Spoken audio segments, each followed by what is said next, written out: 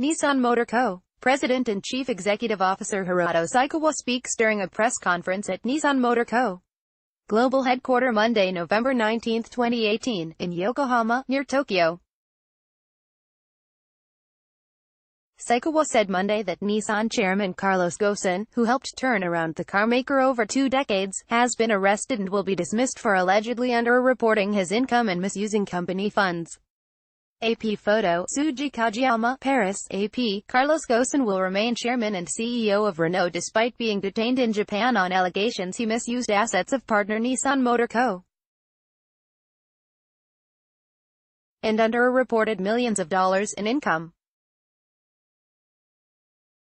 The Paris, AP. Carlos Ghosn will remain chairman and CEO of Renault despite being detained in Japan on allegations he misused assets of partner Nissan Motor Co. and underreported millions of dollars in income. The French carmaker's board of directors announced its decision after an emergency meeting in Paris on Tuesday. The board, however, said it was appointing the automaker's No. 2 Executive Chief Operating Officer Thierry Bolloré to temporarily fill in for Ghosn. Mr. Ghosn, temporarily incapacitated, remains chairman and chief executive officer, a statement from Renault's board said. But while Ghosn deals with his legal issues in Japan, Bolloré will have the same authority to run the company as the CEO, it added. Renault's board said its decision was made with an eye toward keeping the company on a steady course to preserve the interests of the group and the continuity of its operations. Japanese prosecutors were considering Tuesday whether to file formal charges against Ghosn. Ghosn runs Renault, Nissan and the Renault-Nissan-Mitsubishi alliance that he helped turn into the world's biggest car seller last year, and both France and Japan want to keep it intact. Renault's move to appoint a temporary leader was in line with a demand by the French government, which owns a 15% stake in the automaker. Finance Minister Bruno Le Maire had said earlier Tuesday that Ghosn was not in position to lead the Renault group while fighting the accusations in Japan. The decision not to part ways with the CEO may also reflect the esteem in France for Ghosn, who recently met with President Emmanuel Macron, and had met with 4 past presidents. Renault's board, meanwhile, said it is requesting that Nissan pass along details of its investigation into Ghosn's alleged wrongdoing. Japanese prosecutors said they were holding Ghosn, 64, for allegedly collaborating to falsify securities statements and underreporting $44.6 million in income from 2011 to 2015. A second Nissan executive, Greg Kelly, was also suspected of collaborating with him. Le Maire said authorities have examined Ghosn's tax situation in France but have found no wrongdoing.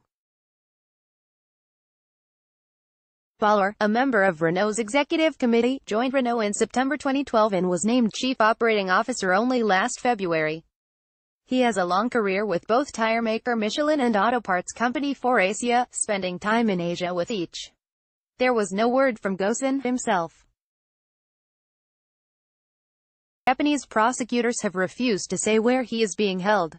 The prosecutors, who reportedly arrested Ghosn after questioning him upon his arrival by private jet at Tokyo's Haneda Airport, have 48 hours from the time of his arrest Monday to decide whether to press charges. They can hold a suspect for up to 20 more days per charge if they decide they need more time.